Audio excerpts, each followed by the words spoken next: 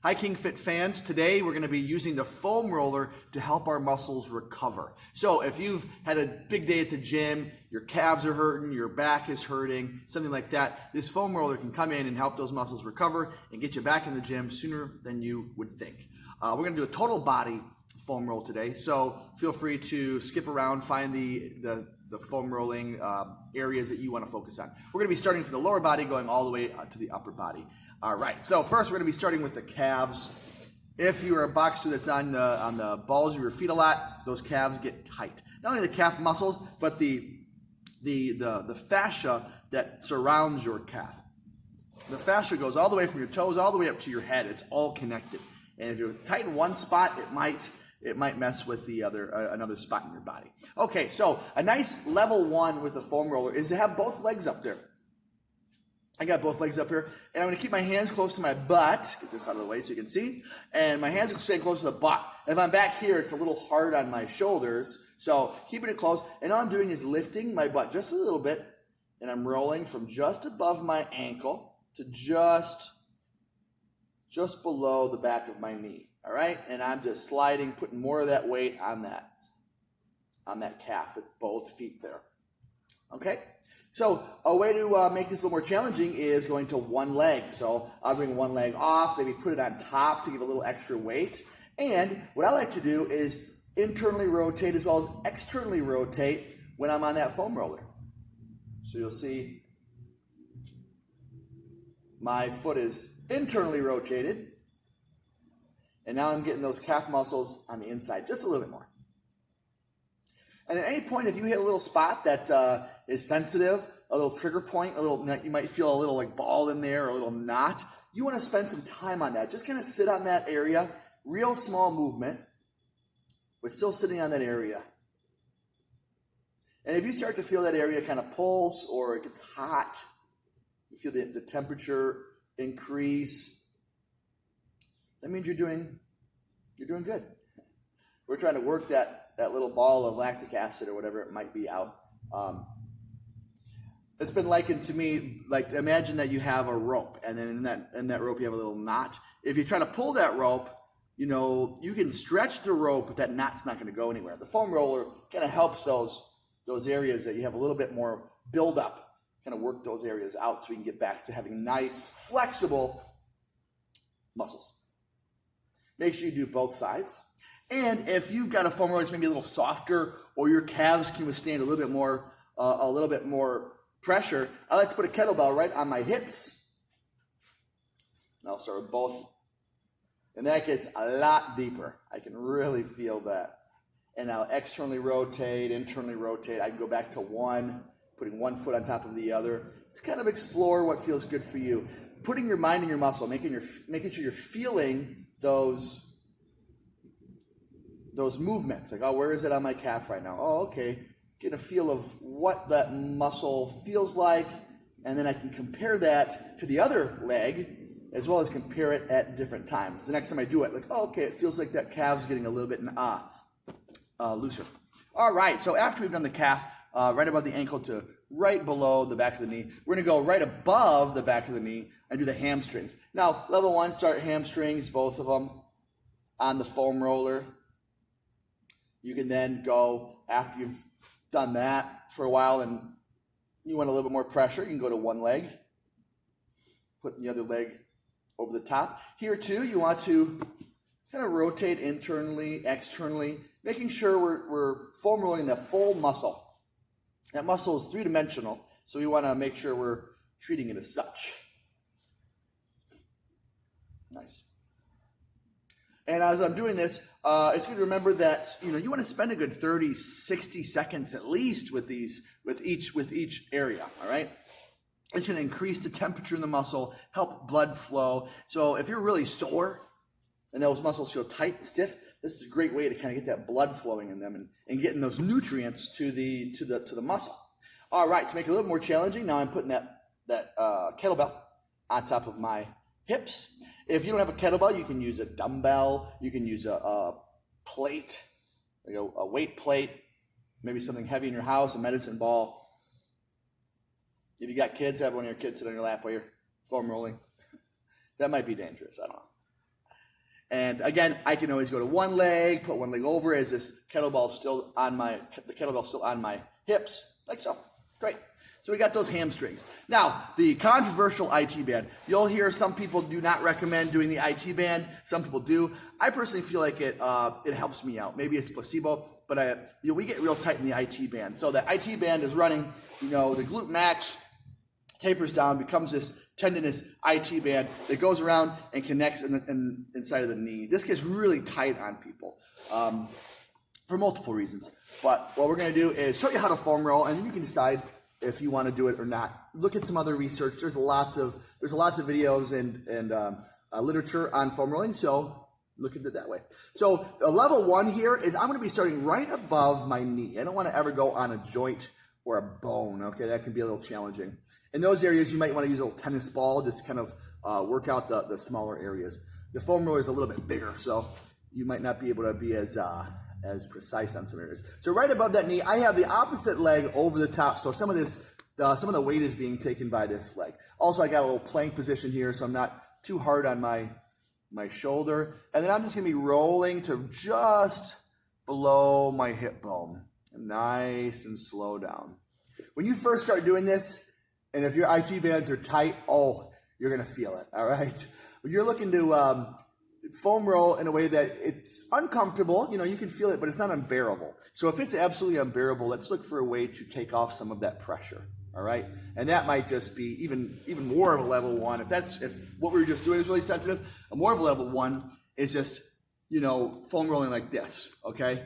That's going to be just the pressure of your arms versus gravity and your body weight, all right? So this would actually be level 2. Here too, I want to kind of bring that leg over and work all aspects of that IT band, as well as I can go over here and start to get that quad, right? So now I'm getting that quad on the front of the leg. You go up to the hip flexor, right there on this side. So I kind of try to treat these all together, all right? So I'm going IT band just above the knee, going to the quad now, slow up. Just really working all of that muscle, taking my time, putting my mind in my muscle, trying to be like, where's this tight? Did I find a little bump? Okay, I found a little bump. Let's spend a little bit of time on that.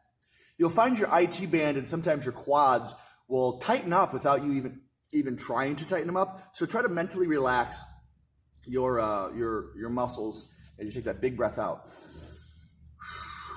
Try to relax those muscles. Nice. And this is so great. If you've got tight IT bands or hamstrings, they can kind of pull at your joints and your lower back in interesting ways that aren't always good for you. It can lead to some dysfunction. So this foam roller can help, alleviate some of that tension that the IT band is putting on your joints or your hamstring or your quad, right? Okay, so next up we're going to be going to the glute, all right? So the glute level 1, I'm going to have both legs down here and kind of finding the muscle in between my hip bone there. So you got the hip bone here, hip bone under there. Try to find the muscle right in between. Here too, I'm kind of leaning a little to the left, a little to the right. Just finding that sensitive muscle. And a little bit more challenging is putting your leg over your other leg. So if I'm foam rolling my left glute, I'm going to put my left leg over my right leg. And that just opens up your glute muscle a little bit more so you can get down to that piriformis muscle. It helps you externally rotate that hip. All right, finding that there. Then we do the other side and compare that side. You always want to compare that left side to that right side just to see where your tightness is. If you're a boxer, it's a very asymmetrical sport, so you're going to probably find some imbalances there. My right side is actually the side I should have done because that's the tighter side. Okay, so I'll pretend like I just did my right side. Oh yeah, that feels great. Spent some more time with the right side because it's more sensitive, really getting deep down in there, bringing that right leg up over that left. There we go. Finding those sensitive spots and kind of sitting on them for a little bit. The level up for that would be using a medicine ball or a tennis ball. The medicine ball is going to be a little bit smaller of an area that it's going to put pressure on the glute, so you can really get deep into that muscle. This is a little more broad. Okay, another controversial area is that lower back, right? So it's recommended to not foam roll the lower back, and I would say talk to your doctor before foam rolling the lower back. I like foam rolling the lower back. I'll always rock to the left or to the right, so I'm not hitting the spine. I'm hitting the muscle on the left or the right of the spine by kind of twisting over. So I'll show you how that looks here. So my lower back there, I'm putting a little bit more weight on that left elbow so I can bring, angle my lower back so I'm hitting more of the musculature and not right on the spine there. You're nice and slow. Also don't want to put much pressure on the ribs just because, you don't want to mess with your ribs. So there's a little area where you got mostly muscle, but avoid the lower lumbar as well as the ribs. And after about 30 seconds, I'm switching sides, comparing those sides. Again, being a right-handed boxer, for some reason my whole right side is so much tighter, so I have to spend a lot more time on that right side. Finding those little spots. Oh, there's a great spot. I'm just going to do little rolls on that spot, and hopefully it'll start to break up some of that stuff. Good. Next up, we're going to be going to the thoracic spine. The thoracic spine is really important to work, right? It gets real tight, especially when we're flexing forward. If you're a boxer or anything like that, you go like this with that spine flex forward. And we want to make sure that spine can also extend back, all right? So what I'm doing here is I'm starting about in the middle of my back, right there above my lower lumbar, and I'm just going to start by rolling for a little bit like this. I just want to warm up that muscle, or those muscles, up and down the thoracic spine. Nice. And after about 30, 60 seconds rolling, I like to stop right about in the middle, bring my hands by my head, and the reason I do this is as I bring those elbows in, it opens up some of those muscles on the back, on my back, right? So here, and then I'm just going to let my spine extend. I'll bring it out nice and easy, and extend. Oh, and I kind of like to use my hands to protect my head just so my neck doesn't have a little kink in it, If I'm just here, my neck is, kind of doing some stuff on its own. I like to keep my elbows right by my head and then just give me a little support as I let that thoracic spine extend. Big breath in and out. Now slowly move.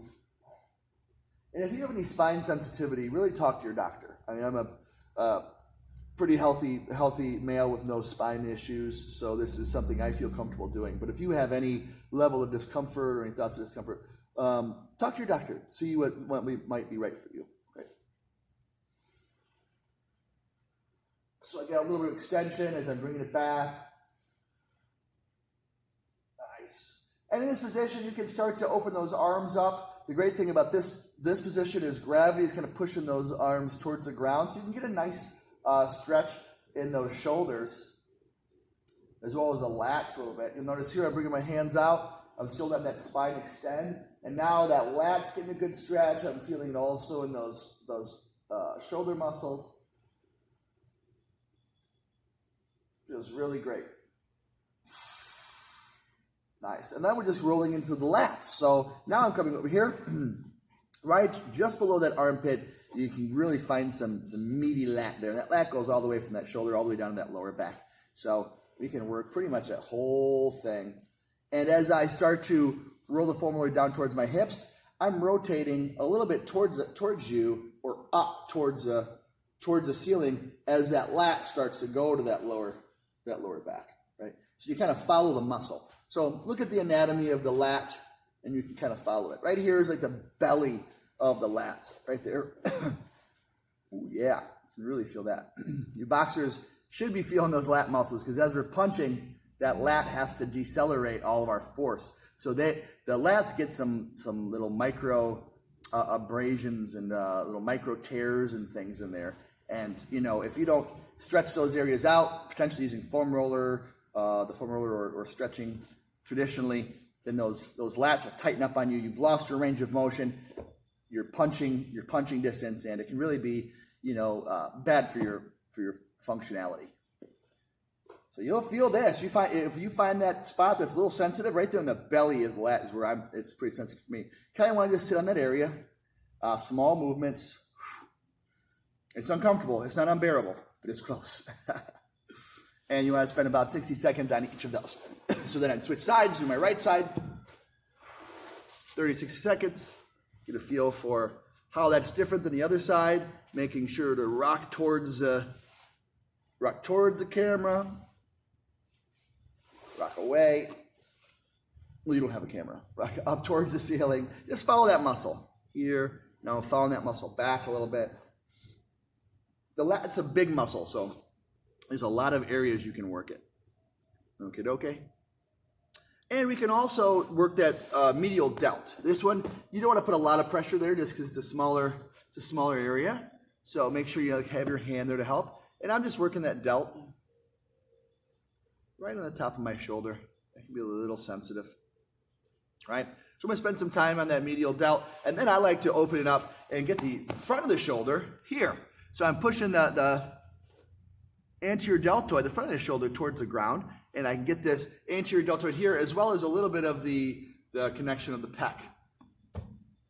Right there. And if you got some shoulder injuries, you'll be feeling this.